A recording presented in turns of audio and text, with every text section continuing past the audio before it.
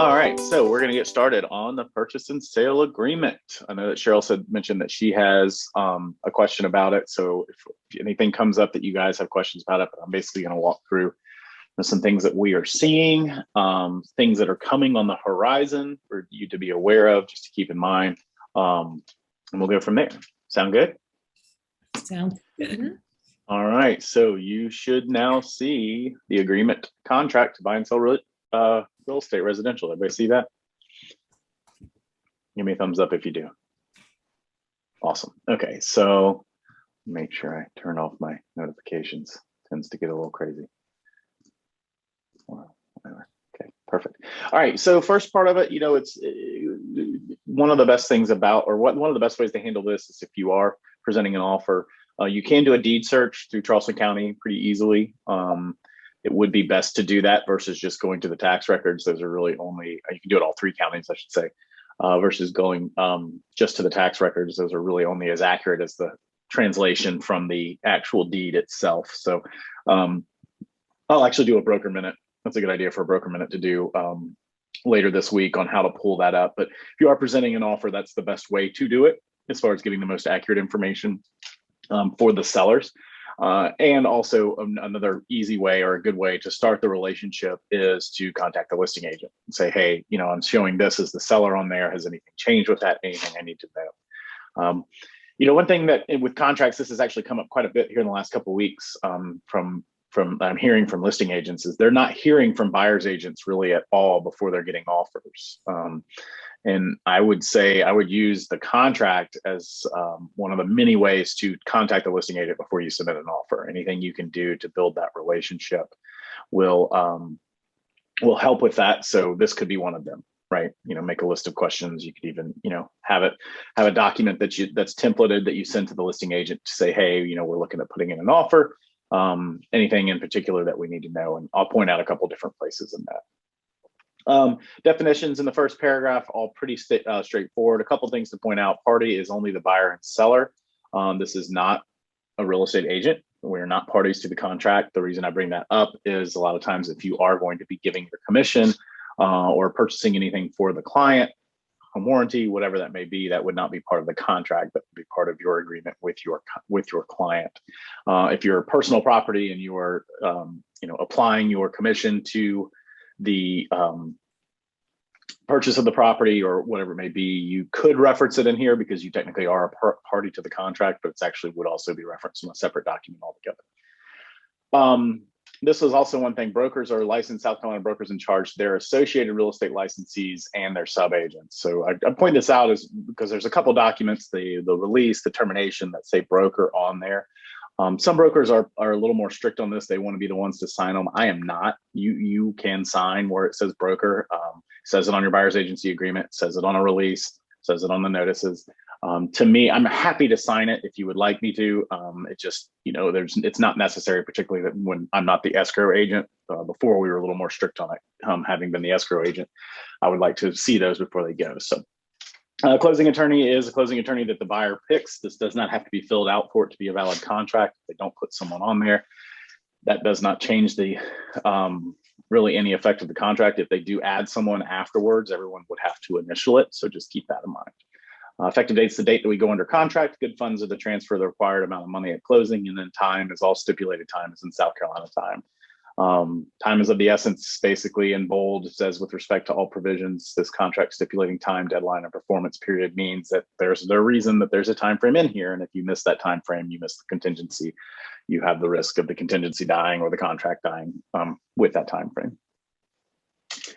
And then the last part of section 1 is where they you would acknowledge if the buyer or seller are a licensed South Carolina real estate licensee. And then this is also where the clients would initial that they have received the disclosure of brokerage relationships. So again, as I bring up many times, you want to make sure that this isn't the first time you're bringing it up, because if it is, it's going to be a little awkward because this is saying that you've already given it to them. So make sure that you've given them the disclosure of brokerage relationships, which I'm sure you have at the time at this point, because you're writing a contract with them. And then the client actually is receiving, or the consumer, I should say, is either receiving client or customer service in this transaction. Again, we've talked about this a lot. if you don't always have to have full representation on both sides. We get one a lot. An unrepresented buyer comes to an open house, an unrepresented buyer calls on a sign. We write a contract with them. A lot of times agents automatically default to dual agency. That's not necessarily does not have to be the case. It is ultimately up to the buyer if they want to be represented. If they do want to be represented, then yes, at that point, you would then have them fill out a buyer agency as well as dual agency agreement. That is not a requirement, though. If you don't have any relationship with them, all you're doing is filling out the contract. There's nothing wrong with just having them select that they're receiving customer service in the transaction, which at that point is really just filling in the blank. You can't give them advice on, what to be putting in the contract or anything like that. So for those of you that have jumped on a little bit later, I've uploaded the Form 310 into the chat box for you to download and go through on this. All right, so let's jump back on. Section 2 basically talks about the purchase price of the property. Most of the time, it's going to be a combination of finance and cash. Again, if it's just via finance, that's alluding to 100% financing. It's not a perfectly written paragraph. And then cash obviously would be if they're paying all cash. 9 times out of 10, it's going to be they're financing 70, 80% plus putting a down payment down. If they are doing cash, then they would have to say verification cash available for closing either is or is not attached. Couple situations where I would want the verification of cash to be copied or included, and you can always counter on this. One would obviously be an all cash offer. You would want some sort of verification of funds attached. The other one would be if you have if they decide to waive the appraisal contingency. If you have a buyer that says, "Hey, house is listed at 500. I'm going to offer you 525, 550, whatever it may be, and I'll make up the difference for the appraisal." I would want to know that they have the cash to do that. We're seeing a lot of contracts right now where the buyer has done that. They find out they actually don't have the cash to cover the difference. The difference ended up being larger than they thought it was going to be. There then becomes a dispute as to whether or not they're getting out because of the financing contingency. Obviously, the seller doesn't want that to happen because they accepted it based on them covering the difference. So just as a reminder, if you do get one that says, "Hey, we're going to waive the appraisal contingency and cover the difference," I would mark off that cash available for closing is attached in this paragraph, just to let them know. And then the last part, the contract is or is not contingent upon the sale and closing of the buyer's home. So obviously you're going to choose one or two of those. And then the second part is, and South Carolina Form 504 either is or is not attached. If it is contingent on their home selling, there's really no reason you would have that without Form 504 attached. 504 and now 505.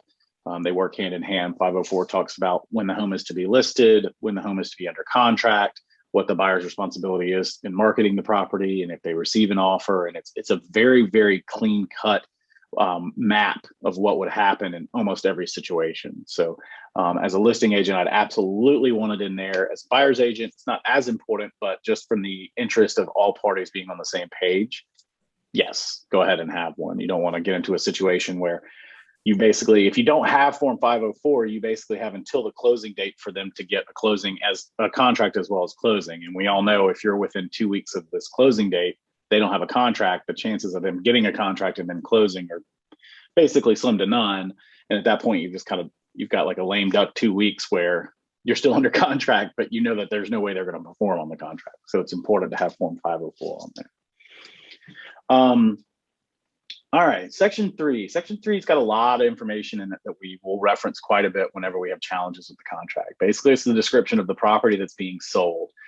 Seller shall convey and buyer will buy for the purchase price any and all lot or parcel of land, appurtenance, interests, improvements, landscape systems, and fixtures, if any, on the further described below property, which we will describe below.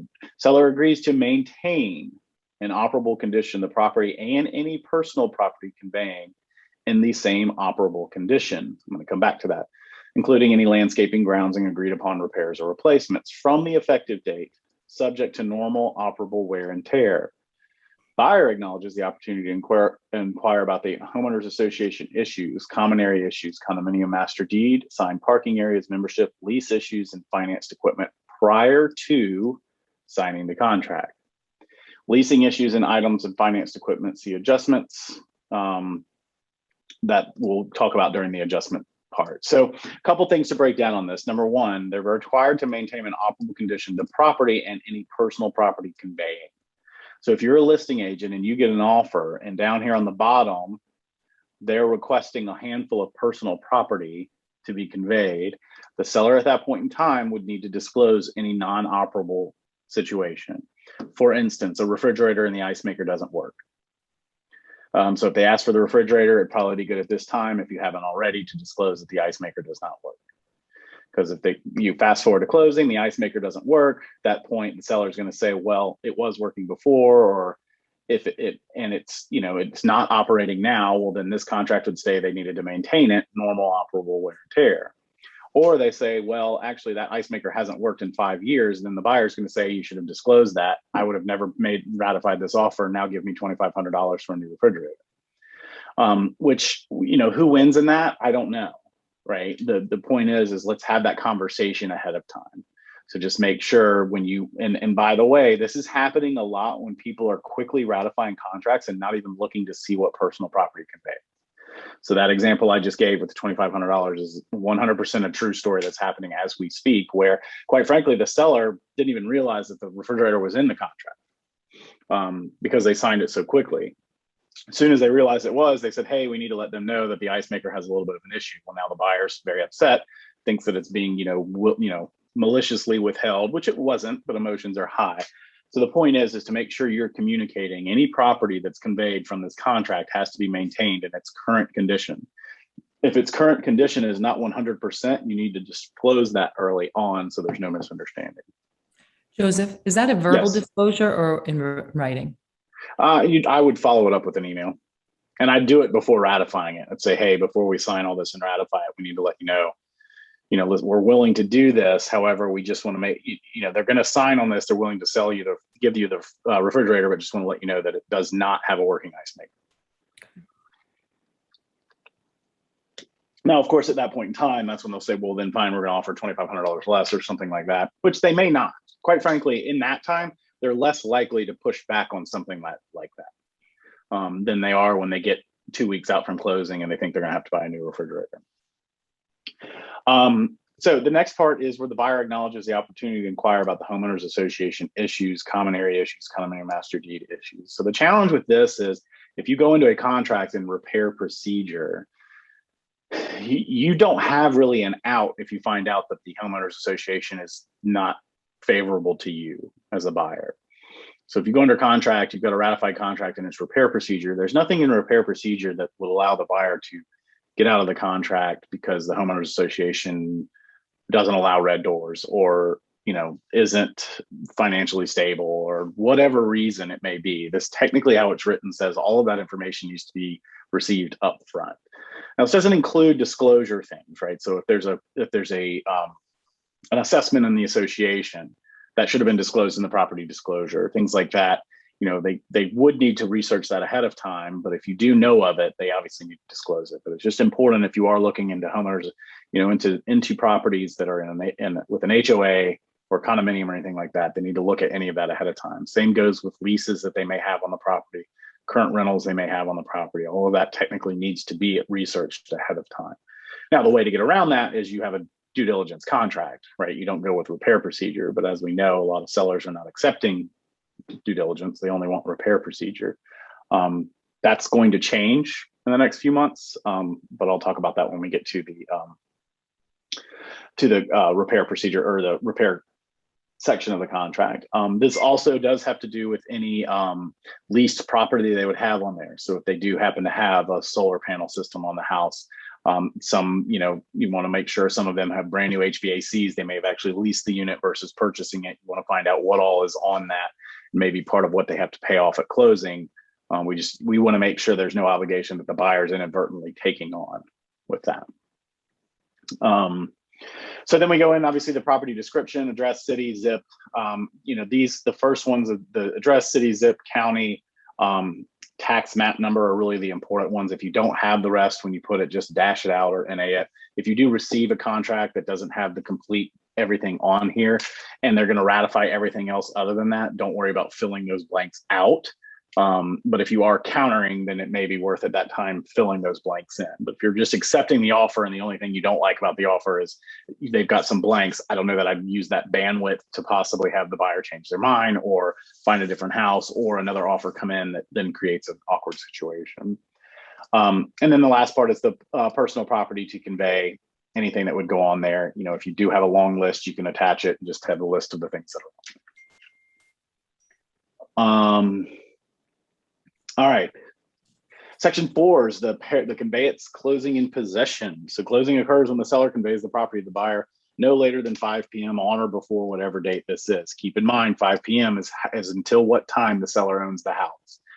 So if you've got a buyer that's scheduled a 9 a.m. closing, that doesn't mean if something goes up that the seller has until 5 p.m. that day to perform on the contract.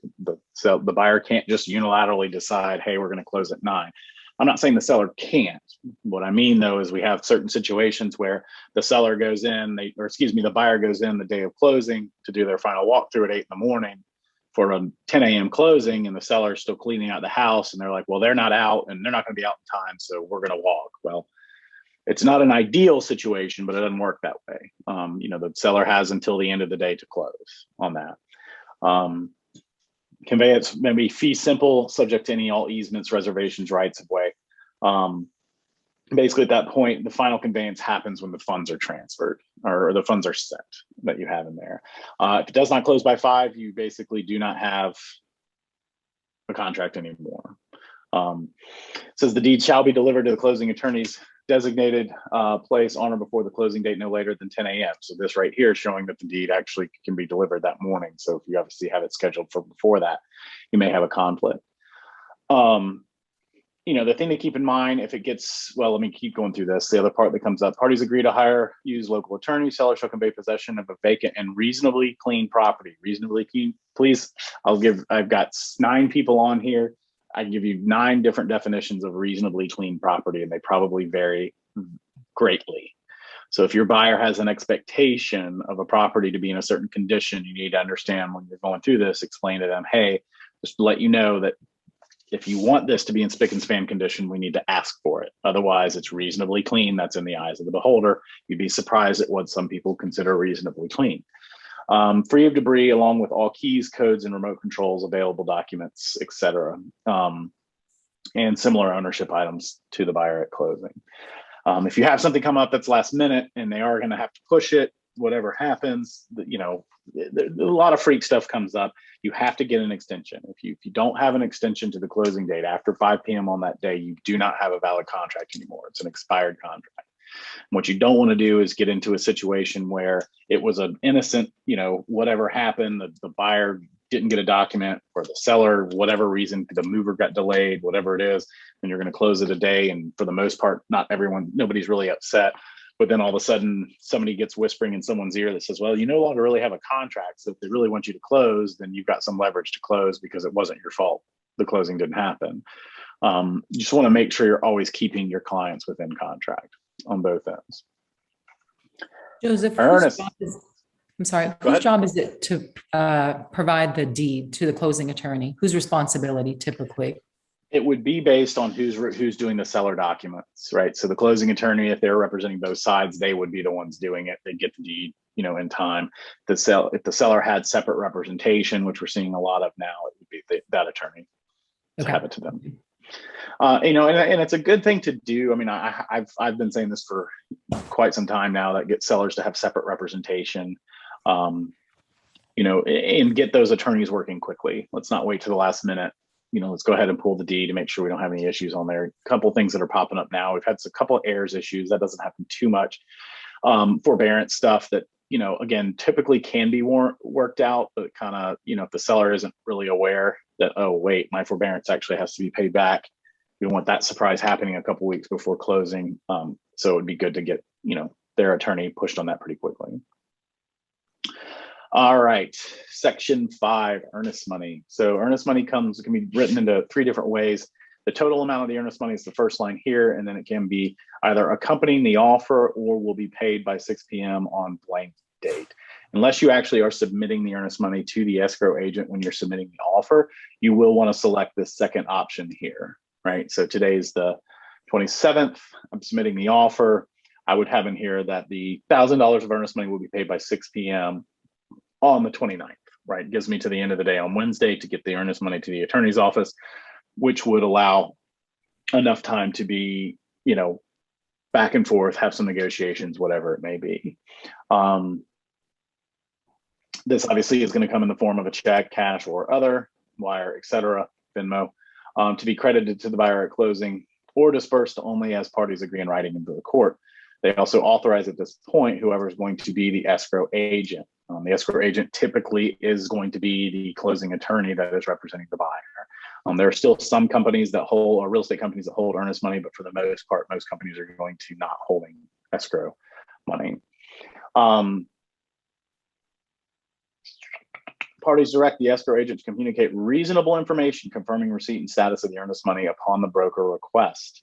If the earnest money is not delivered to the agreed upon date above, seller may terminate this contract by delivering notice of termination to the buyer. This is one of the few times that the seller can unilaterally terminate the contract.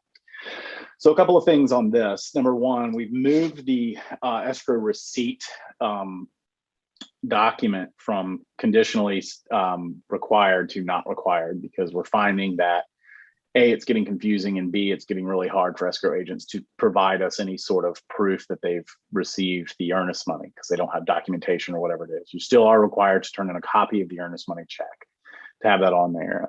In a perfect world, we'd have a form that the escrow agent sends that says, yes, I've received it and deposited. I mean, a copy of a check is no more valid than the copy of the check that was made at their home printer, right? You don't know that it actually got turned in. So I still would, as the listing agent, be following up to make sure that they have actually received the earnest money. Because if they have not, the seller has the right at that point to terminate the contract, and it's a unilateral termination. So if you're a buyer's agent, you want to make sure that your buyer has gone to the escrow agent's office, handed them the check, and turned it in, so we have receipt of that. Again, it's I don't like having much time out there for the earnest money to be received, because if you do, we've had a couple instances where this was, let's say I gave the example, they put the offer today, the offer got accepted, but they had until the end of the day, Thursday, to turn in the earnest money. Well, they got the inspection done early and came back and didn't really like what's in the inspection and said, you know what, I'm just going to cancel. I didn't turn in my earnest money anyway. Well, now you've got a dispute over earnest money that hasn't been determined or hasn't been turned in. That's a little bit harder of a dispute for the seller at that point. So you want to kind of keep these days tightened up as much as possible.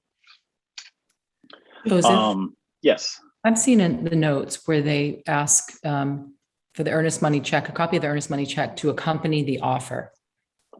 Right. So how does that work? Yeah, I mean, you can have that. You can have a copy of it. If the copy's submitted with the offer, that's fine.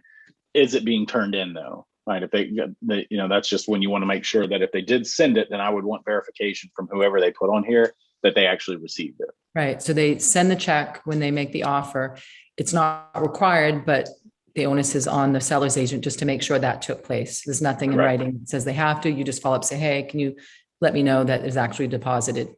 Correct. Informally, not in writing. Right. Yeah. I mean, that what we were doing before when we had it conditionally required was just print a PDF of the email from the escrow agent stating we'd received it or they had received it. I would still do that from a compliance standpoint for you. I would do that. That way you have yourself covered on it. The big part of this section 5 is this all bold part, all capitalized. But basically, at the end of the day, what this says is that this is under no circumstances does the earnest money just released without all parties agreeing on it. So this is we were seeing more earnest money disputes right now than I'm ever seeing, and really because you've got some ambiguity with the repair procedure, you've got some issues with disclosure stuff, whatever it may be, and the problem is what happens is you've got I've got the seller, Latia's got the buyer, and our buyer completely just flakes out and says, no, I don't want the house anymore because it's white. Right. Just something silly about it. And then it's like, okay, well, that's kind of in default. So clearly I'm going to get the earnest money. Well, this paragraph basically says, no, that's not the case. Like even if it's in direct, obvious default, you don't get the earnest money unless all parties agree or a proper jurisdiction says, here you go. You have to, here's what the judge has decided. It's an awkward situation because you want to make sure you're very clear with your buyer and your seller that the earnest money is not a punitive check. This isn't a check that the buyer's writing in order to be punished if they don't perform on the contract. It's more of a, I promise to perform on the contract, and if I don't, there may be a way that you would get compensated that I didn't. And it just, again, when a dispute happens, a dispute happens. What you don't want to do, and we have this a lot, particularly in a designated situation or a dual agency situation, is that someone's like, well, I don't understand why Keller Williams just can't release the money. Well, first of all, we don't hold it. And second of all, it does, it's regulated by the state. So you want to also not pin your client against your, against the escrow agent. Just explain, hey, this is how it pans out, right? We got to make sure that we either agree on the disbursement. Now, the new form 518, I'll jump to this really quickly. I want to make sure everyone is using the correct one. A lot of people, if you're using if you're using .loop still, you want to make sure that you have on the bottom of form 518 that it's for 2021. Because what this has done is it's now given us 4 options to have for the release of the earnest money. Option 1 goes to the buyer, option 2 goes to the seller, option 3 is split between the buyer and the seller, and then option 4 basically says that we're going to terminate the contract but still dispute the release of the earnest money. Then we request that the escrow agent file the appropriate action with the court of competent jurisdiction to resolve the dispute. So that's what you would do if you get to a point where they're just not agreeing. You would then at this point have them select option 4, and then you send it to the escrow agent. The escrow agent at that point would say, okay, they send out a letter, go ahead and prep your clients that they will get a formal letter from the escrow agent stating, hey, you now need to work this out. Typically what happens at that point is we try to mediate. We try to mediate between brokers as much as we can before we just kind of have someone pay to go to mediation or then go to court. 8 times out of 10, I used to say 9, 8 times out of 10, maybe closer to 7 now, we'll get it worked out ahead of time. But just keep in mind that by signing number 4, you're doing or option 4, you do a full release of the contract at that point. So it does free everyone of the contract, but this is a release. So it also says if the seller or the buyer feels that they want to pursue further legal action aside from the earnest money, they would need to talk to an attorney before signing this, because this could technically prevent them from doing that. Now, the question always comes on this is if you have a release, or let's say, and you don't have an agreement on earnest money, do you put the house back on the market? This is a fun one. If you are the listing agent, it is my advice as the broker that if you have a document that states from the buyer they are not purchasing the property, you put the house back on the market, even if you haven't come to an agreement on the earnest money. I will warn you, if you put it back on the market, you will probably get a call from the buyer's agent saying you can't do that. We have talked to our attorneys. Our attorney's advice is to mitigate any further damages, we need to put the house back on the market to get a buyer back under contract so your seller's not punished anymore. Now, obviously, you're not going to do that if there's still some negotiation where the buyer may stay in the contract. You don't want to, raise emotions to a super high level.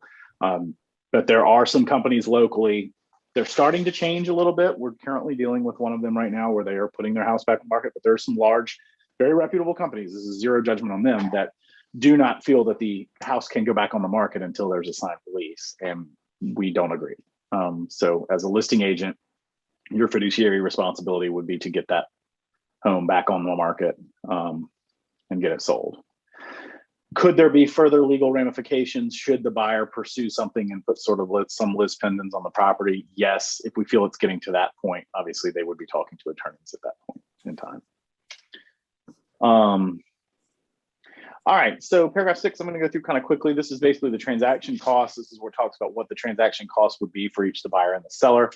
Kind of breaks down exactly what they would be, what would go in there. All costs obtained by pertaining from or pertaining to the owners association, private or public transfer fees are costs similar to transfer fees, as are certificates of assessment. I'm not sharing my screen. There we go. Certificate of assessment, capital contributions, working capital, estoppel fees, or otherwise named fees are either going to be the seller or buyer transaction costs. If no box is checked, they will be added to the seller's transaction costs. As a listing agent, I would make sure you have as one of your checklist items for your listing consultation is to make sure that they have not added any sort of capital contribution fee, or any other additional fees that were not there when the seller purchased the home. The reason that happens is a lot of times, you'll get an offer and everything else is good. You're going to counter on a couple things and you decide not to counter on this because they said you've got to pay for it and you don't remember there being one. So you're like, I won't worry about countering on this one because I'm going to counter on price or whatever it may be. And then come to find out, last month HOA meeting, they voted in a capital contribution fee. Now all of a sudden they've got, a couple $1,000s on the closing statement. So I would say one of the things, like I said, in your listing consultation is to have the seller follow up with their HOA to make sure there's any additional fees that have been added as part of the process. And then this part is that at closing, the seller will pay buyer's transaction costs not to exceed blank, which includes non-allowable costs first and then allowable costs for FHA and VA. This is now a dollar amount instead of a percentage. So the challenge with that is you will have to change that if you start countering price. It doesn't automatically adjust with the price because it's not percentage. So just keep that in mind in there. A lot of people will ask us, can you mark through that and put a percentage? It's technically practicing law. It's not best case, not best practice to do so. So just though it's not great to have to change two things every time you counter, it's not that big of a deal to me to just change this document versus getting into the practicing law thing. And then let's see. If no closing, buyers responsible for buyers' costs and sellers responsible for sellers' transaction costs. This is kind of important to know. If there's not a closing and they did incur transaction costs, they still could be responsible for them. That's obviously something the buyer's lender would talk to them about that. You rarely really see this on the seller side because the costs are fairly minimal to them unless the actual closing happens. Deed transfer, all of that doesn't happen unless there's actually a transfer of ownership. All right, financing. To go through it quickly, but only because there's a couple different things in here that are just super important. Otherwise, it's a fairly lengthy paragraph to state very few things. Basically, it says the buyer's obligation under this contract is or is not contingent upon obtaining financing. Again, this is separate from the appraisal contingency. If they do exercise the option to waive the appraisal contingency, it still could be contingent on financing. So just keep that in mind. They're either going to need a 30-year, 15-year, or other purchase money equal the amount of the maximum blank percent of the purchase price. If you get something that's 90+% on this, I'd do a little more research to make sure that they're getting proper financing and they understand what that is. You don't want a buyer coming in who was misled to think they could actually get 90, 95% or more financing when they can't. So if you do see, if I saw anything more than 80 or 90% in this line here, I wouldn't necessarily red flag it. I would kind of yellow flag it, reach out to the lender and say, hey, where are we on this, to make sure that, this is, they are able to get that financing that's in there. Buyer must make timely good faith efforts to apply for and obtain financing. Buyer shall inform seller of the pertinent financing issues and authorize buyer's lender to disclose pertinent loan information to sellers and brokers. Financial disclosure. This is a super important one because a lot of times buyer's agents will get a little snippy if a listing agent reaches out to the lender. You probably should let them know you're going to reach out if you're the listing agent, but the contract allows for it. The contract specifically says that the lender can disclose that information, and most savvy listing agents are going to do that. So you just want to make sure that that's, that as a listing agent, something you could do, and as a buyer's agent, it's something that's allowed to do. Buyer shall apply for financing by blank date. The application for financing, quite frankly, should not be any more than 1 or 2 days. They should have already applied. If they're not ready to apply within a couple of days, I'd red flag that if that's any longer than that as a listing agent. Again, just counter back and say, no, we want you to apply sooner. It also could be a clerical error where the listing agent or the buyer's agent just wasn't thinking and just threw a date in there. They may come back and say, no, actually, they've already applied. So you just want to make sure that's in there. Shall deliver notice of reasonable pre-final approval, pre-approval letter, initial approval date that contains no unreasonable credit, income, or assets. They will apply that by blank date. This can be, 2 weeks, 3 weeks, maybe. But really they can do a pre-final approval and pretty quickly.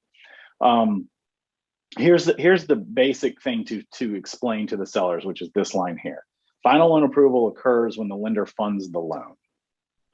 Right, that's it. I mean, they are protected in the financing contingency for the most part until the loan is actually funded, which is typically on closing day. We are seeing more occasions recently where whatever reason, the lender, somebody messes up, comes through, realizes, or the latest pay stubs, they worked fewer hours and it kicked them out of the debt to income ratio, stuff like that. They didn't do anything. They did everything according to the contract.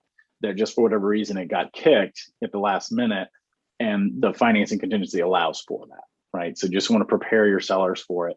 Now, if they go out and buy a Porsche, or they've done something, to mess up with their credit, or they've quit their job, or they've, done something to change their financial outlook, then that's a different story. That they're not basically at this point shall, where does it say in here? Timely good faith efforts are not really, that's not what they're doing at that point. Let's see, if buyer changes their lender during the financing period, they must notify the seller within blank calendar days. I'd put 3 calendar days in that. A lot of people get super worked up about this. I'm not really sure. They find out the buyer changed lenders, and they kind of freak out. They're like, well, they should have told us and we don't have to change it. Okay, maybe, but let's take a deep breath before we freak out, because then it says absent written approval by the seller, which this sentence is really not necessary, because basically if the buyer cannot change the lender if the closing date agreed upon in paragraph 4 will change as a direct result. Well, that goes without saying, right? If you change lenders, even if that paragraph wasn't in there, the seller's not required to change the closing date just because you changed lenders, right? So if you are working with a buyer that wants to shop around, they're welcome to do so, and they're welcome to change. But they have to keep in mind, if they do change and said change requires a change in the closing date, then they could be in a bind at that point and be forced to use the same lender. If you are a listing agent and you get notification from another, here's where this shows up, is there's not good communication from the buyer's agent to the listing agent. And then all of a sudden the listing agent gets an inquiry, from a different lender that says, hey, buyer Betty's reached out to me to say that, to get some information. And then the listing agent kind of reacts poorly. Just pick up the phone. Hey, buyer's agent, what's happening on this? Want to make sure we're all on the same page. If the seller and brokers are notified of the inability to obtain financing during the financing contingency, either party may terminate this contract by notice.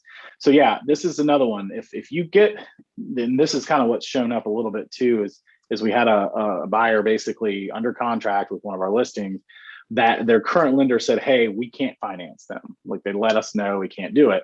Well, the buyer didn't want to release the contract because they were going to go to another lender. They had another lender that said, yeah, absolutely, we can close it in time, and that sort of thing.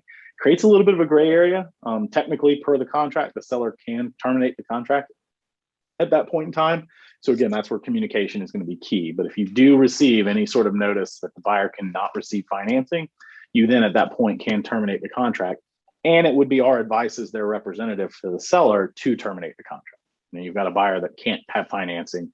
I'm sure there could be extenuating circumstances where you would, if you want to let them try to a different lender, obviously it'd be situationally specific based on the activity you had on the home, offers you had on the home, everything like that. All right, questions so far before we go to section 8? I have a question, Joseph. Back up to the section 7 that we're just talking about. Tell me the difference between these 2 dates, talking about when they have to show us pre-approval. There's two sections. Like, what are the difference between those 2 dates? And then I have this is the date by which they have to apply for their financing. They have to turn everything pre-approval. So by the time you get a contract, they should have already had a pre-approval. Would that be safe to say? Well, no, because technically this is the second one is the pre-approval. Okay. Now, pre-qualification would be this kind of we've applied, right? The pre-qualification would be, hey, we've applied, we've turned everything in. Assuming everything's true, we're pre-qualified. The pre-approval is they've run everything. They've run it by most of their, maybe not full through underwriting, but this is when they turn in all their paperwork to the actual lender. This is when they get the pre-final approval letter to the seller. Okay, so turning in the paperwork, that date probably already occurred by the time we get the contract, that they actually found out, yeah, you can do this loan. It should have. If it were me, I would not want that date, this first one, to be any more than 1 or 2 days. Because if it hasn't, they should have everything ready to apply within 1 or 2 days. And if they don't, then that would be a yellow flag to me. So that's just an apply. And the second one is a pre-approval, just a letter, a simple letter. Mm-hmm. What are the criteria of that letter? It's pretty vague. There's really not. Okay. Yeah. So question on, just to follow up on that. Why wouldn't we write in, we want the commitment letter by a certain date, and let that end before the closing? Well, you can't change the contract. Like in Yeah. the mortgage contingency before the closing gets funded. Well, you could, you'd have to strike, but you'd have to strike final loan approval. And you have to have certain verbiage in that, which would then you'd be kind of practicing law, changing the contract at that point. Yeah, it just seems like I was surprised about this whole paragraph because in Massachusetts, we definitely have a commitment letter and the pre-approval. I guess the pre-approval really is kind of qualifying what's coming along with the offer.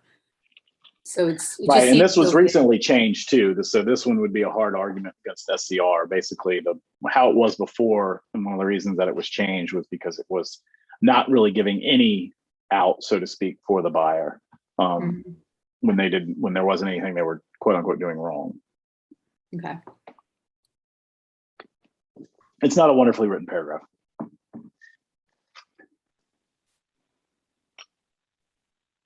All right, anything else on those? All right, here we go. Section 8, repairs. So a couple things on this. Probably within the next couple of weeks, you'll start to see some information come out from SCR that there will be some changes on this starting next year. However, until the end of the year, we still have the 3 options. But go ahead and just start preparing yourself for the fact that it's going to go from 3 options to 1, basically going to be due diligence. But right now we have the 3 different options. I'm going to go in basically in order of explaining them the easiest first, which is as is. So the third option under section 8 is as is. Basically, in a nutshell, how you explain as is you purchase the house regardless of anything that's wrong with the house whatsoever. Like you're buying the house. You're welcome to have it inspected. It does not matter what comes up on the inspection. You're still purchasing the house. Now, the only thing that could possibly throw a wrench in that is if you also have it contingent on a CL 100. And if you do have it contingent on the CL 100 and something comes up on that and the seller refuses to fix it, then you could possibly at that point have an out. One of the many reasons that it wasn't a good option to have put in here. They just recently put as is in there within the last 2 years. But basically it is, you're purchasing the house, you can get an inspection, it's for informational purposes only, so you know how much work you have to do on the house. Okay. Due diligence basically comes in and says, all right, anytime, so from the effective date until 6 p.m. on this date right here, you can do any and all inspections on the house that you want to do. You can request repairs that are on there. You can proceed under an amended contract if the seller agrees to do the repairs. Or if they don't agree to do the repairs, you can proceed as an as-is contract or some sort of negotiation between the two. Or you can terminate the contract, all of which has to be done by this date up here. Right? This is the simplest, the cleanest, and the best way to write a contract. And not being used right now because all sellers want repair procedure because they think it protects them more. But basically during due diligence, it's saying that all of these 5 things will either happen or could happen. And then you do have a termination during due diligence period. Buyer may unilaterally terminate the contract only by delivering the seller both notice of termination and a termination fee of X amount. If you want any chance of getting a due diligence accepted now, you would need to have a fairly decent number in the termination fee, which I personally think is a better idea for your buyer. I would prefer to advise a buyer to go in and say, I'll put $1,000 termination fee here to go in and know that if anything comes up, I'm fully covered on anything. That covers my homeowners association. It covers all the things in paragraph 4 that I talked about, leases, anything you find out, what way the sun comes in at 5 o'clock in the afternoon, everything. You're completely covered to get out of the contract during the due diligence period. So that's option 2. And then we have repair procedure, which is the first option, which is what is being used about 90% of the time right now. Joseph, I have a quick question. Yes. Mm-hmm. Aren't they completely covered under the due diligent period? Why would they have to give money? Because that would be part of the termination fee.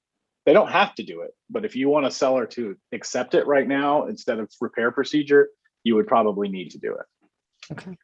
Because most sellers right now are going to look at that and say, if I've got 2 identical offers and Latia's brought me an offer under repair procedure and Cheryl's brought me an offer under due diligence with no termination fee, I'm going to go with the repair procedure. But if you've got a decent termination fee that says, well, okay, you might try to nitpick me, but if I say no and you walk, you still write me the check for the $1,000. I may be willing to take that risk more now. Okay. Should it be more than 1,000? Is that seems kind of like, I mean, it is kind of low. I think, this will be very interesting to see play out when we move more towards only due diligence. I think a lot of people, I said 1,000. Honestly, it would be based on price point and carrying costs of the property. Right. And we're seeing crazy things across. I mean, in parts of North Carolina, these due diligence fees are tens of thousands of dollars. I don't think that's going to happen, because by the time we get to only having due diligence, I don't think the market will be as hot as it is right now for sellers. So I don't think they'll be able to command that kind of money. But I do think it would be worth, if I'm going to take my house off the market for 2 weeks and I've got a $500,000 house, then yeah, a couple $1,000s is what I'm going to be paying in interest. Right. So I think it'll be based on those situations. very good. The challenge with how it's written now, and just keep this in mind too, if you do as a seller accept it, is it states that they have to write you a check to terminate it. They don't turn it in ahead of time. I mean, I guess you could technically argue the earnest money, which is typically how it's worked now, is they don't turn in a termination fee.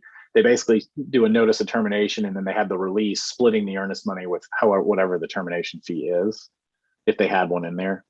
That'll probably be changed up a little bit. So for repair procedure, basically what happens is they have until this date here to have the home inspected. And there's this very specific area that the buyer can ask for repairs. And if the seller agrees to them, then everyone moves forward, right? If they don't agree to them, then the seller could at that point have the ability to back out of the contract. Laura, it's probably going to be in the first of the year. Laura asked when we think that change will happen. It's basically been approved by the executive committee. It's a matter of getting it covered out. They're gonna try to do it by January 1, so that way we have the fourth quarter for training and everyone to get used to it. So during this time, they'll have the home inspected. If anything comes up that's necessary to replace the heating system, air conditioning systems, electrical, plumbing, water system, water waste systems to be conveyed in operative condition, to make the roof free of leaks, to address environmental concerns, and to make the improvement structurally sound, that should be delivered by the date above. So basically what this is saying, Latia comes in, she puts an offer on the house, the buyer has an inspection done, and then they have until September 15th to request any of these. They cannot request anything above these. They can, I guess I should say, they can request it. That doesn't necessarily mean that they will fix it. If the buyer fails to notify the seller within this time frame, they shall have waived any all rights under this term, under this section. If the lender's commitment requires any additional inspections or certificate, these are to be provided by the buyer. This is very important. There's a big misunderstanding right now that any additional inspections or certifications for VA or FHA are required to be done by the seller. They are not. They are required to be done by the buyer. Buyer at the buyer's expense shall have the privilege and responsibility of inspecting the structure, square footage, environmental, including but not limited to, and then it lists everything again as it relates to any inspections that the lender has. So we have this inspection coming in on this request coming in September 15th, then no later than 6 p.m. on, and I would give about 5 days for this. If I get a request, I want my seller to be able to have a couple days to go out, get bids, and do everything there. The seller shall deliver notice agreeing or not agreeing to make the repairs in the buyer's repair request. The cost of all repairs to heating, and then it lists all these again, improvements are to be paid by the seller. Seller paid requests do not include the following items: home maintenance, flooring, fogged windows, grandfathered coated issues, landscaping, preventative maintenance, cosmetic changes, home improvement, energy efficiency. If the seller contractually agrees to make all the requested seller paid repairs, the parties agree to proceed under the amended contract. The repairs to any other items are sole responsibility of the buyer. The other things that are not included on here are safety. That's when we get a lot. Smoke alarms. Technically, I mean, it's a gray area at best. There's nothing that says safety.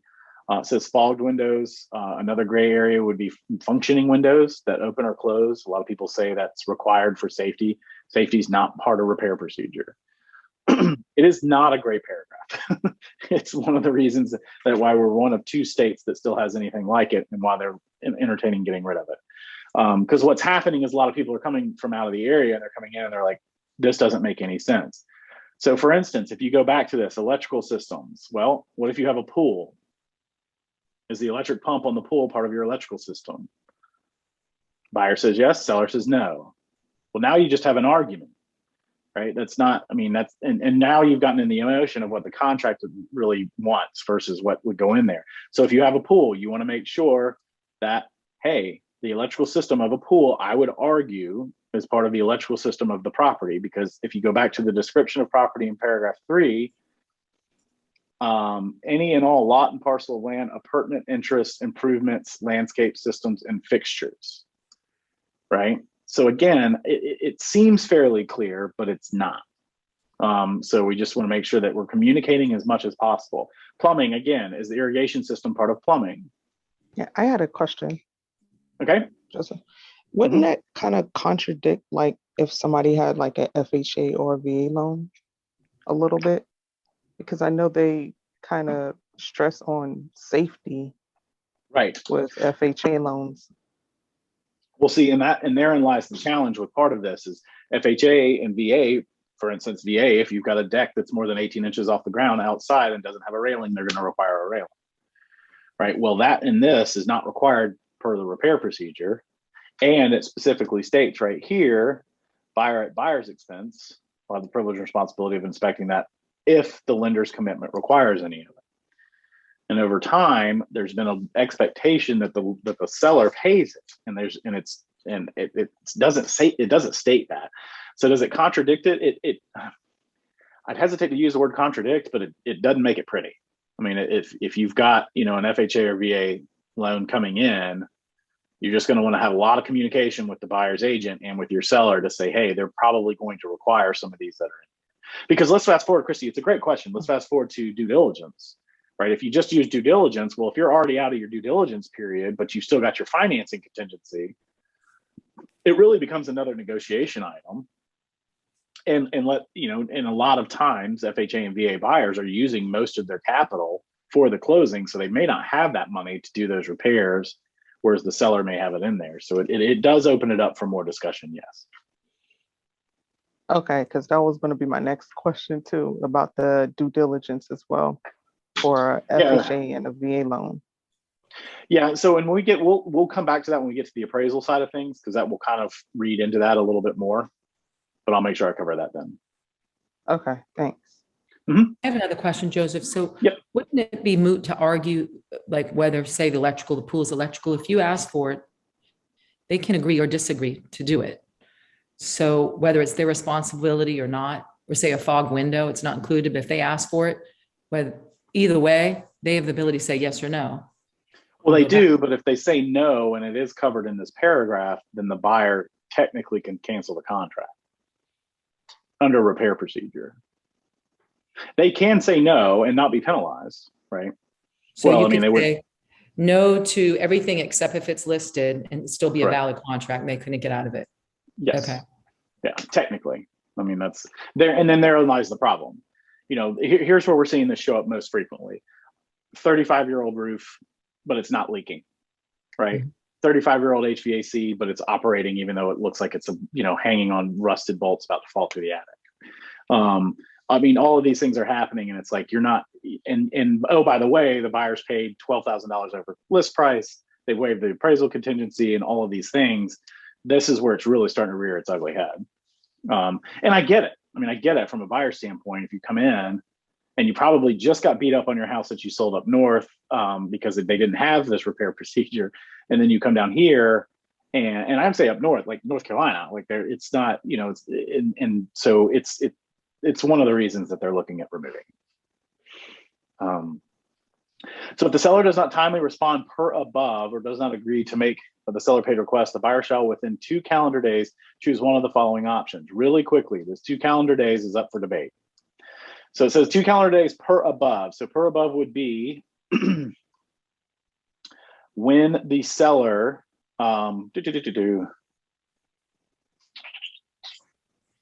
when the buyer, submits the repair request. That's kind of how it's been translated through attorneys, because some people would say 2 calendar days per above. They'd say 2 calendar days from this date here. Well, the problem is let's say this date here, September 20th, but they actually submitted this on September 5th. They got it done early. That would mean you have 15 days for the seller to respond, and that's not, plus 2 days actually. So this 2 calendar days is from when the repairs were submitted. The request is submitted. But the problem is on that is, okay, well, what if they need more time on it, right? So if you do request this early, then technically this date doesn't make any sense. So again, another reason I would get the communication, by the way, to the buyer to say, hey, I'm getting this to you, but they have 2 calendar days from the date that they were supposed to respond. So it's not great on here. So if your request comes in earlier than this date, then you just want to communicate with the buyer's agent, hey, what is your expectation on me responding to this? Because they need more than 2 days, but I technically don't need to use all 15. So again, another reason why this is on the chopping block. If buyer fails to accept, renegotiate, or amend the contract or terminate the following the delivered notice within 2 calendar days, then the buyer agrees to buy, the seller agrees to sell as is, meaning the buyer buys the property with no repairs being done. So that's why it's important to basically say at this point, within these 2 calendar days, you need to have either terminated the contract or work something out. And if you're not hearing back from the seller, working something out is not going to be a super easy task. Okay, we're going to go a little bit over 3 if everybody's okay with that. If you need to sign off, I'm going to record through the end. All right, so that is the repair paragraph. Fun. All right.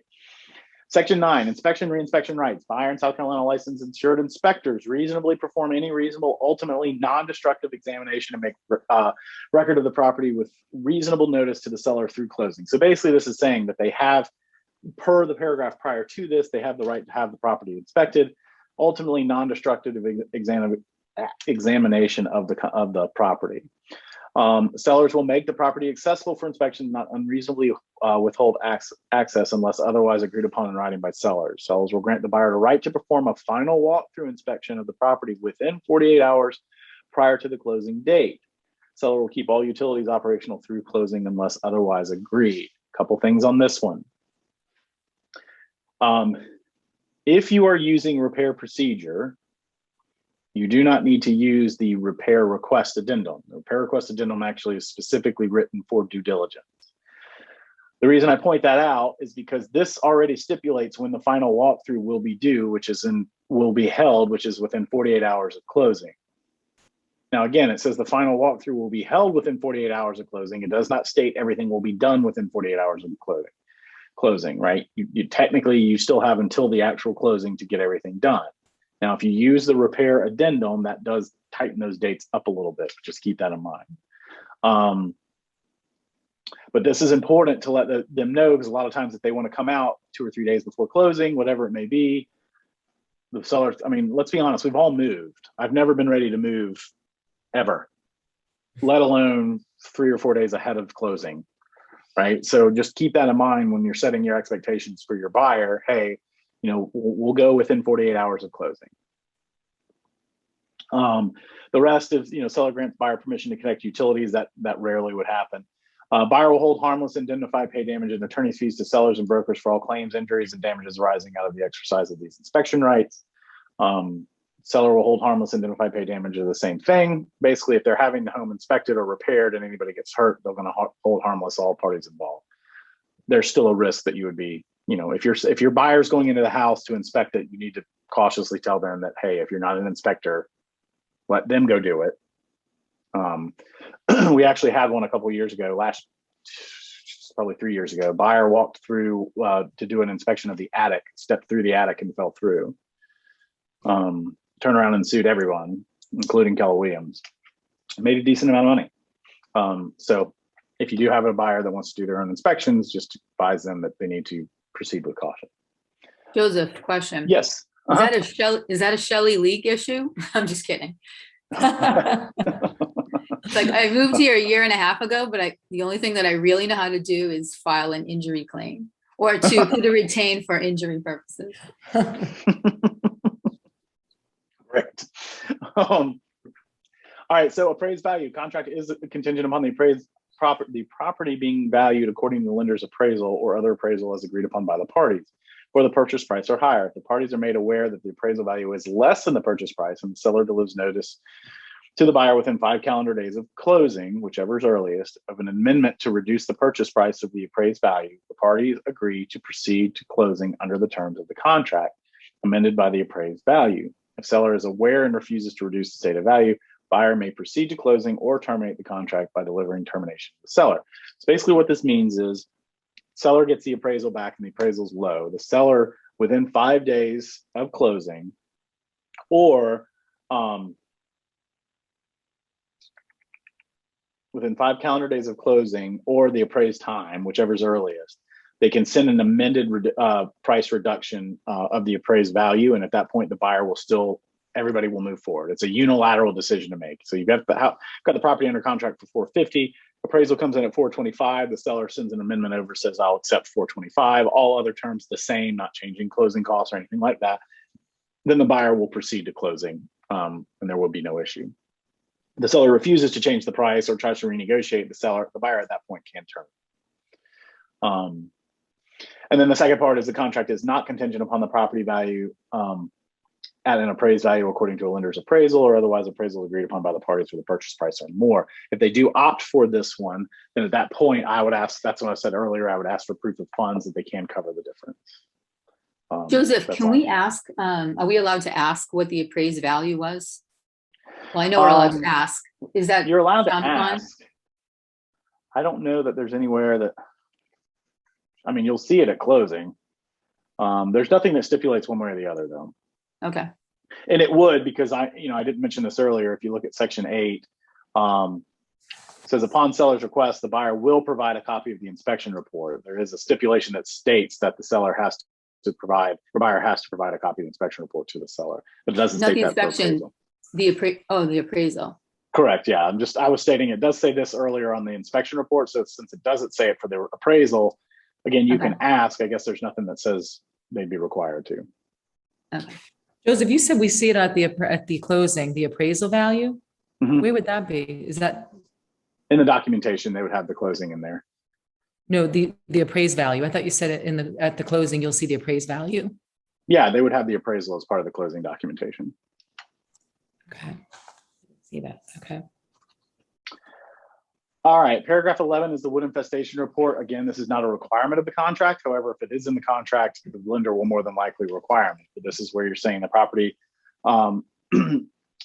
is contingent or is not contingent on the buyer or the seller having the property inspected at their expense by a qualified licensed bonded pest control operator to be selected by the buyer.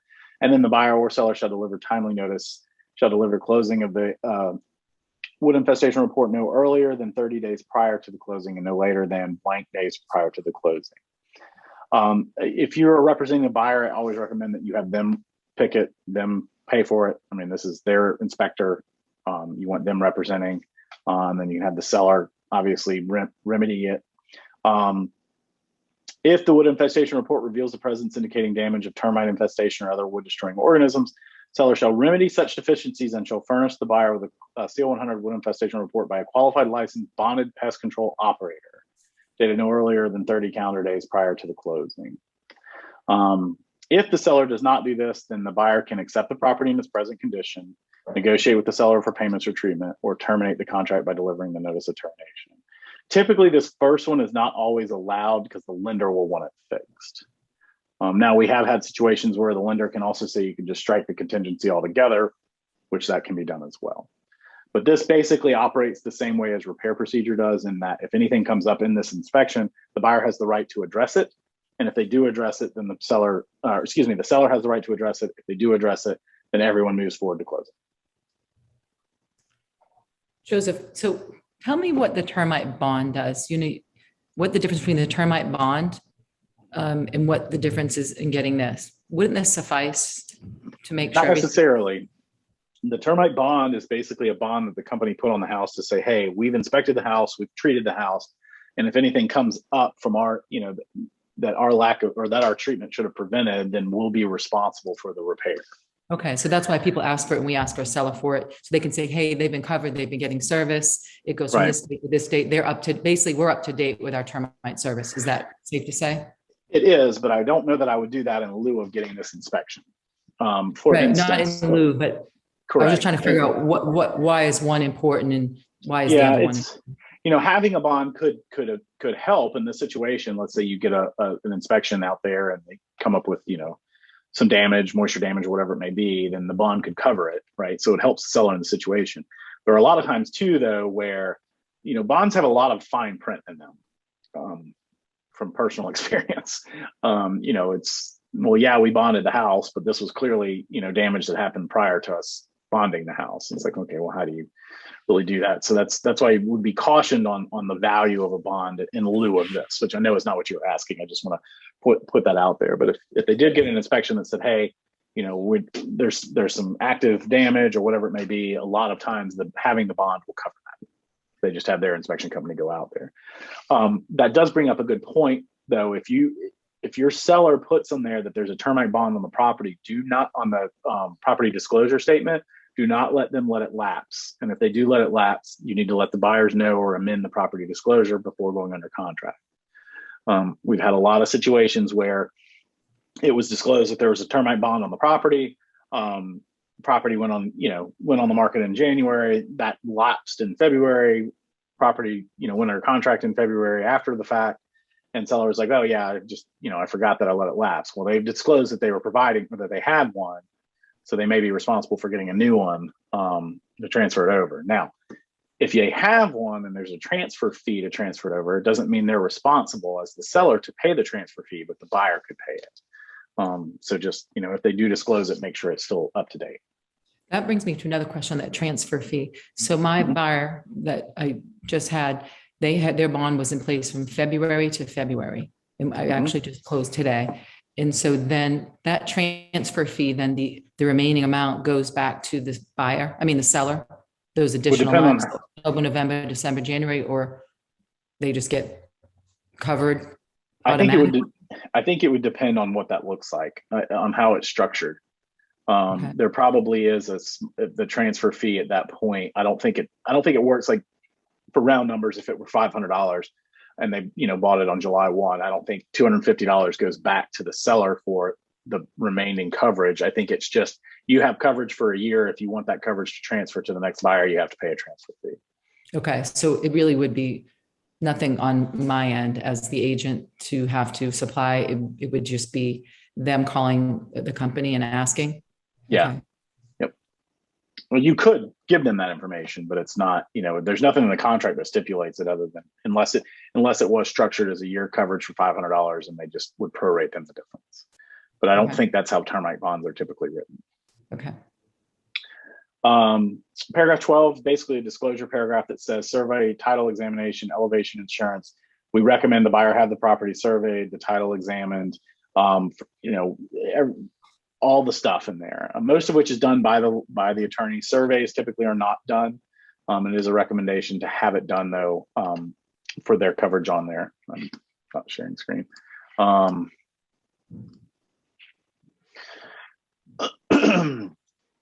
Also says that the buyer to obtain new insurance policies by closing, and seller may cancel their existing policies at closing.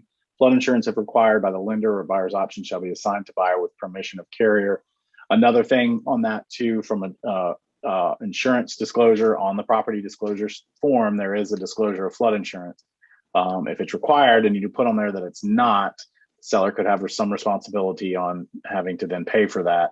You know, one could argue that the seller's disclosure, the property disclosure, is separate from the contract. Again, just make sure if they do disclose anything that's on there or don't disclose, that we're double checking on that. Survival basically means any provision herein contained with its effect is required to be observed, kept, or performed after closing.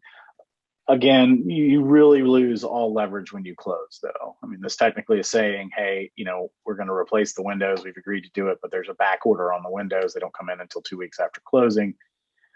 Yes, technically this contract survives that. and it would require them to still replace it. Just know that if you ever have a situation where a stipulation or something wasn't done prior to closing, let's have a conversation with the attorney to make sure we double protect the buyer on that. Home warranty, optional coverage. This discloses whether or not they're going to have it, who's going to pay for it, what company's going to pay for it, and then does let everyone know that there is a possibility that some providers do pay a service fee back to the agents for using their home warranty company. It's not to say there's anything wrong with that. It's just full disclosure that it's happened. Fire or casualty or injury. This basically states that if under contract, the property is damaged wholly or partially, the seller is responsible for repairing the damage, or they can continue with the contract and remit to the buyer any amount sufficient for the repairs, or assign the buyer the right to any proceeds from insurance to fix the property at that point. If that happens, the buyer is responsible for indemnifying the seller for damages. Typically, if that were to happen, most buyers are going to want it repaired all prior to closing, and that would be the better way to go. Seller residential property disclosure statement. Basically, there are two options on here that the buyer and seller agree that it has been delivered prior to the contract, or it was not be completed. There's really no with the exception of new construction, there's really no situation where we operate where it would not be required, for two reasons. One, there's a form going around that the MLS provides actually, and I've put in a formal request for them to remove it because it's just kind of a bogus form, to be honest with you. Gives a list of reasons that they would be exempt, only one of which, maybe two, actually apply to anything that we do. Everything else applies to transactions in which we are not involved. Two reasons that you don't want to do this. Number one, it's a terrible thing for your buyer not to have a property disclosure. At least, again, I know it's basically only whatever the seller's disclosing, but again, it's a first level of protection. It also stipulates in South Carolina law that if this is filled out, it's an extra layer of protection for you, the agent. If it is not filled out, you need to be very vocal to parties involved that you do want it filled out. And if the seller still refuses, then obviously we'll have documentation to say, this actually says that it's required to be filled out, which then goes into this last part where it says broker are not responsible or liable for any information. On this, again, there have been case studies that are done, and actually actual cases where the brokers were indemnified in a disclosure situation because of the property disclosure being filled out, even though the seller was blatantly being dishonest on there. And there are also cases when there was not a property disclosure where the agents were brought into it saying, hey, you should have requested that the property disclosure statement be filled out. And by not doing so, you didn't properly protect your client. So if you do have that form floating around, please don't use it. Like I said, the majority of the time, there's one option on there that says all parties agree. Well, that's a stipulation in the law. It's not the exemption form is not a formal form. It was one that was made by someone at the MLS a couple of years ago.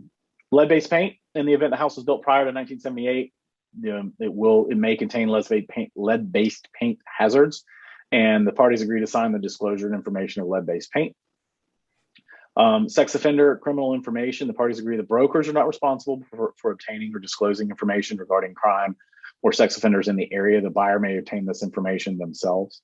The trust account, interest-bearing account. This states whether or not they can keep it in an interest-bearing account or not. I do not know of any escrow agents locally that actually have an interest-bearing account. So at this one, I would just may not place it in there. South Carolina income tax on non-resident basically says the buyer will comply with the provision regarding the seller and the buyer will comply with the provision regarding non-resident sellers, and that the seller will allow the attorney to take out the projected taxes that are in there. This entire binding agreement is basically saying parties agree that this contract expresses the entire agreement between the parties, that there's no other agreement, oral or otherwise, modifying the terms of this contract and binding parties of principals, heirs, personal representatives, successors, yada, yada, yada. So a couple things that this references. This is one of the arguments that people have, that once you sign this, you're no longer relying on the property disclosure. This also is stating there's no agreements outside of closing for additional payments to be made between buyer and seller. Anything would have to be referenced in this. If you're doing a pre-occupancy or a post-occupancy, you would need to reference it in this contract. Paragraph 22 talks about the adjustments, all the adjustments that will be made at the time of closing, which would be utility fees, real estate taxes and owners association fees, any rents, deposits, fees associated with leasing. But so a lot of the things that people, I've had a lot of questions lately, a lot of these things are actually covered in the contract. If you have a lease on the property that's going to transfer with ownership, then obviously this is stating that the deposit would be transferred to the new buyer, that any prorated rents would be transferred to the buyer on that, and would be all adjusted to the day of closing. This would also be any prepaids, HOA fees, anything like that. Paragraph 23 is where you're going to point either one of the clients if you feel they want to default on the contract. Say, here's what we can tell you may happen if you default. Then the buyer may deliver notice, pursue any remedies available by the law, and recover attorney's fees and all other direct costs of litigation if you're found to be in default. The flip side happens on the buyer side. If the buyer defaults, deliver notice. If someone says, hey, I know that, radon isn't covered in this, or, well, yeah, radon is. I know that, the sunset time isn't covered in this, but I'm going to terminate the contract because I don't like the sunsets at 6:15 and not 6:18. So I want to terminate. You would say, well, here's what I can tell you. If you do that, this is kind of our default notice, but if you have any further questions, you will need to seek legal advice. I get this question all the time. Will my buyer get to keep their earnest money? And your answer is, I do not know. Right? The contract may be in your favor. However, at the end of the day, as we stated in this obnoxiously bright not that one, but this one, that it's all ultimately going to be when an agreement between all parties or a judge. All right, adjustments, default, we did that. Mediation to potentially avoid expensive, uncertain litigation. Parties may voluntarily, cooperatively decide which mediator to hire. We don't see a lot of this happening anymore, unless it's like a really big earnest money dispute, because most brokers locally can work well in mediation. There's very few companies right now or earnest money disputes where we haven't been able to at least work something out, or at least justifiably say, hey, mediation's probably not worth it at this point because we've done everything we can that a mediator would do. The only time I've actually seen one go to mediation is we had, it was like a $50,000 earnest money, right? I mean, at that point, yes, it was worth going to mediation. Non-reliance clause, not a merger clause. Parties that execute this contract voluntarily without reliance upon any statements from their agent. If they do have any questions about the legal ramifications of this contract, they will seek legal advice. Broker is basically here to help you show and value a property and put an offer on a property and negotiate the transaction, or market your property, sell your property and find you a buyer. We are not here to talk about condition of the property, inspections. We're not inspectors. We're not lawyers. We're not appraisers. We're real estate agents. Paragraph 27 is broker's compensation. Basically, the closing attorney will use the settlement funds to pay the broker compensation that has already been negotiated out. Attachments is where we would reference any attached contingencies that we may have. The 504, which is the home sale contingency, anything with lead-based paint, etc. Notice and delivery. Notice is the unilateral termination offers from one party to another. Notice to inform a broker representing a party is deemed notice to a party. All notices, consents, approvals, and similar actions required must be in paper or electronic writing, and will be delivered to the email address, fax written below, unless parties agree otherwise, which is why it's important to make sure you have the accurate email address of the agents and everyone on the contract. Paragraph 30 or section 30 is just another disclaimer of, hey, there's a couple of acknowledgements we want to do. Don't wire any firms or any funds without properly verifying you're wiring it to the correct people. Visual surveillance can be done on the property. Visual and audio surveillance can be done on the property. So if you're a buyer, make sure you don't say anything while you're in the property that'd be incriminating, vice versa. Parties acknowledge that receiving, reading, and reviewing, understanding this contract, the seller's disclosure and everything, they were given copies and they have time to review those documents and receive legal counsel if they need. Expiration of the offer means I'm going to submit this offer. If you don't answer by this date here, then the expiration is dead. And then witnesses, the party is not a party of appropriate legal documents. If for whatever reason you're doing a power of attorney or anything on this, you would attach or be delivered the appropriate documentation for that. And then all the fun fill in the blanks. Questions? Cheryl, did I cover the questions you had at the beginning? I have a couple notes. I have a couple questions. All right. So for the HOA fees, Yes. they fill it out when they do the property disclosure to the best of Yes. their knowledge. And then you had talked about, not being surprised. What if they don't know about a certain fee? I did notice, and has been my first closing today, that there was an additional $1,000 fee, and everybody knew about it. How can I make sure that my seller or I have the proper information for all that HOA information? So as part of the listing consultation, I would make sure that you have the seller or you follow up with the HOA property manager to get that information. And if The and if most they current. the most current, and if Okay. you do it, I would make sure you you CC your seller on it all. Right. Okay. This kind of goes into that paragraph 26, the broker's disclaimer, which basically states, hey, I'm a real estate agent. I'm not all these other things. You can be a facilitator of that communication. But you want to be careful not to take it on fully, because let's just say in that case, the HOA person didn't know correctly, but you're now the responsible party because you're the messenger and you didn't really include the seller on it. Okay. To answer your question, that's how I would do it. I would have as part of my listing checklist is in getting the property ready to go on the market. One of them would be is the most updated HOA documents, any transfer fees or anything that they have. Okay. Don't give me an old one that was sitting in your drawer for a few years. Let's Right. go. Right. Exactly. Okay. And then Sounds familiar. back to your, you had said I should have seen a copy at the closing of the appraisal, but I didn't get that. Is that something I should have requested or asked about? Actually, that may be something they only disclose to the buyer side in their paperwork. That because it belongs to the buyer, it may be something that you would have to request. Okay, so it's not required. I would have to request it, and they should give it to me just out of curiosity. I mean, the point's moved. Yeah, I mean, I don't know why they wouldn't. There's Okay. nothing to say that because it specifically says that the appraisal be it will be come in either at or above the price. So it's not like the seller can say, "Ooh, I want more," or anything like that. Right. Okay. I had two questions. One was on, can we ask for more earnest money? I'm don't feel comfortable, not that they can't get it back, but the earnest money is so minor compared to, the selling price. Yeah. So to answer your question, you can always ask for more. Yes. That Is could it be a not- negotiated part. Is it frowned upon? Does it help or? No, I think it's all about the delivery. Right. Say, hey, loved your offer, everything that came in. They're super uncomfortable, and quite frankly, that earnest money is not a whole lot. So if we could have that come up, obviously they're not looking for, our goal is not to win the earnest money. However, our goal is to have a contract, that we're comfortable moving forward on. Right. And then the next one is, back to the closing on the time frame with, I don't feel comfortable that the seller can still go back to the house, usually representing the seller, but still that 5 o'clock deadline, usually we'd write the date and the time, and then that's it. You're out by then, unless you have specific paragraph that they can go back in. But I don't know, does that happen? I know you said it's open until 5, even if you close at 10 in the morning, the seller can still go in and clean things up. Yeah, at the most part, it's no later than 5, right? So Right. if it closes at 10, it's closed at that point. Okay. So because then you do have, that's a great clarification, by the way.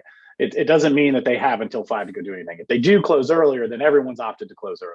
Gotcha. Okay. But if the seller, for whatever reason, couldn't do 10, and they had to push it, the buyer can't say, well, we had 10. No, you had it till Right. 5.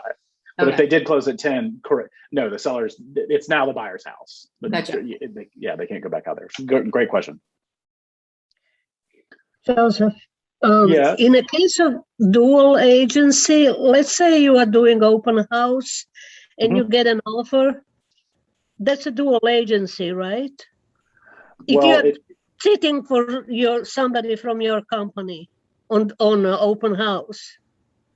Not necessarily. It would, if the buyer wants to be represented, then you would, at that point, if you're not the listing agent, it would be designated agency. But that would be, if it's your listing and you're in the open house and the buyer doesn't want to be represented, it wouldn't necessarily have to be dual agency. It could just at that point be an unrepresented buyer.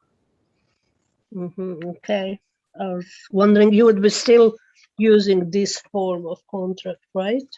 Yes, it wouldn't change the contract. It would just Yeah. change on page 1 where the buyer would initial whether or not the receiving client or customer service in the transaction. Oh, okay, thanks. Joseph, this is going to be a dumb question, but No, it's not. so if the buyer is not represented, and where, the way the listing agent, are we getting the 5% if we charge 2.5, or are we only Yeah. getting the 2.5? No, so how your listing contract is written on that, you're getting paid the 5%, and then you've agreed to pay 2.5 out to the other agent that's there. So, so if you look at how the listing agreement is written, basically it's here. It says the owner agrees to pay the broker a total fee or total commission of blank percent of the gross sales price. And then on the next page, it states the compensation. Owner acknowledges broker has advised owner of broker's general company policy regarding cooperation and compensation with other brokers. Authorize the listing broker to compensate other brokerage in the following amounts. So buyer agency be 2.5, transaction broker 2.5, sub agency we don't have. So if you don't have that to pay out, then you get the full 5%. Okay. Unless you've come up with, a lot of people will in the not a lot, some people will in other terms and conditions would say, hey, in the event this happens, we'd lower our commission from 5 to 4. I'm not saying you have to do that. I'm just saying you could do that. Right. Now, if you did do that, that's variable rate commission, and you'd have to disclose that in the MLS. Okay. So, for example, in the MLS, if you look at down here on the bottom of this one, this is just an example of a house I was looking at earlier. Down here on the bottom, it has variable compensation, no. But if this were the case where, in that case, hey, if there's no other agent involved, I'll go from 5% to 4%, then that would be variable compensation. What would it say there? Yes.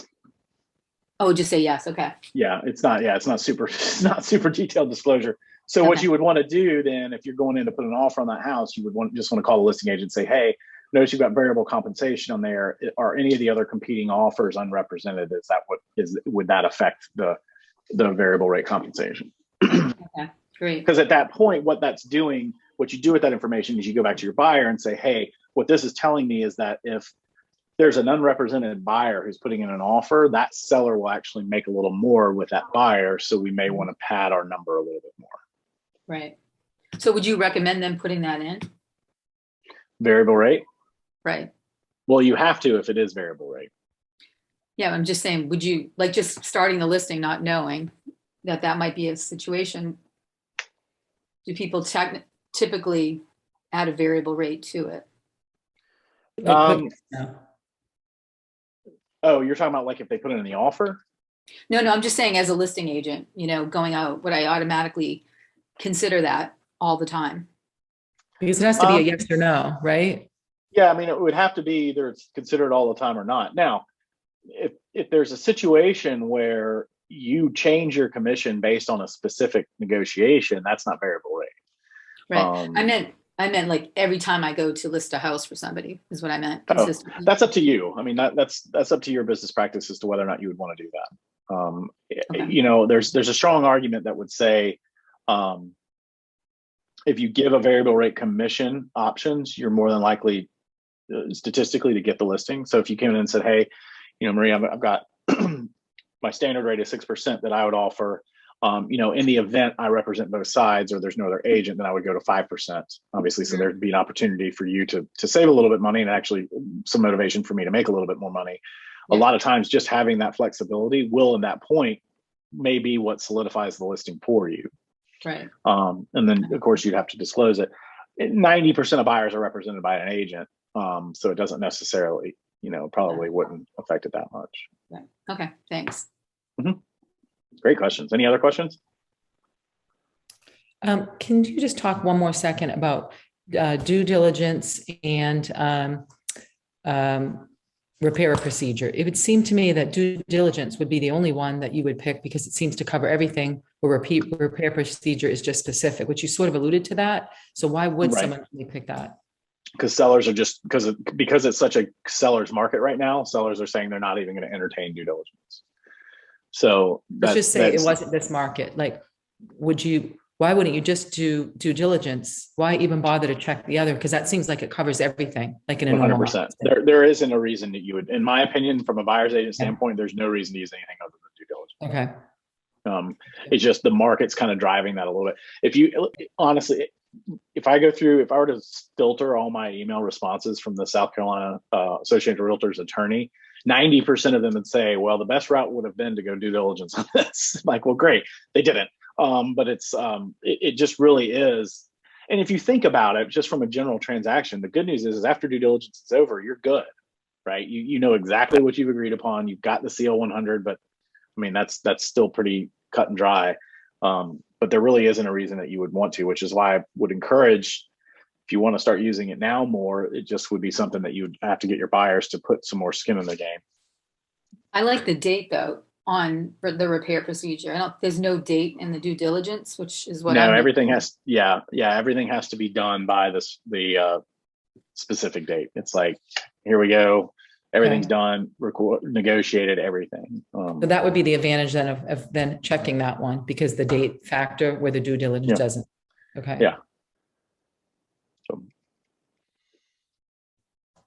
all right. Anything else? Well, we went a little long. Sorry about that, but I think it was a good one. Thank you. Good. Thank you so much. Absolutely. If you guys need anything, don't hesitate to reach out.